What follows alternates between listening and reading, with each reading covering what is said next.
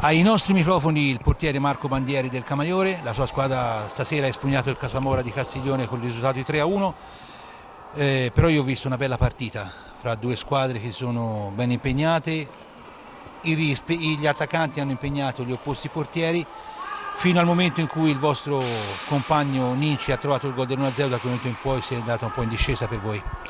Ma veramente secondo me la partita non è mai stata veramente chiusa, perché il Castiglione stasera ha dimostrato di essere un'ottima squadra, che gioca bene, difende bene, un ottimo portiere, quindi la partita è finita quando è scaduto il tempo, secondo me non è mai stata chiusa.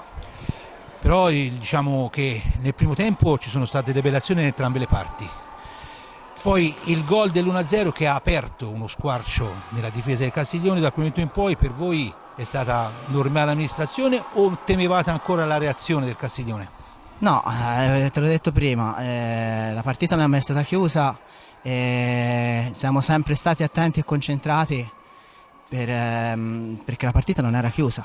Castiglione ripartiva bene e quindi quando la partita sempre sull'1-0, sul 2-0, poi il 3-0, ma comunque loro hanno avuto altre occasioni.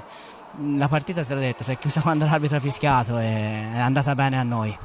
Quindi con questa vittoria voi rimanete nei quartieri alti della classifica. Un pensierino alla promozione a uno lo fate oppure per voi questo è un momento un po' così?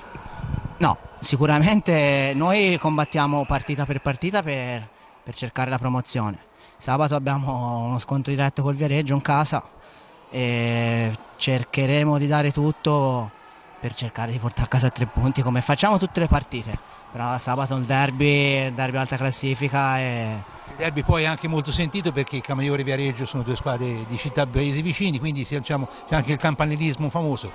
Speriamo che per voi sia una bella serata. ma sicuramente ce l'auguriamo, lavoreremo in settimana con Mister Orlandi per portare preparare a al casa, meglio la partita. esatto, per preparare al meglio la partita e portare a casa il risultato.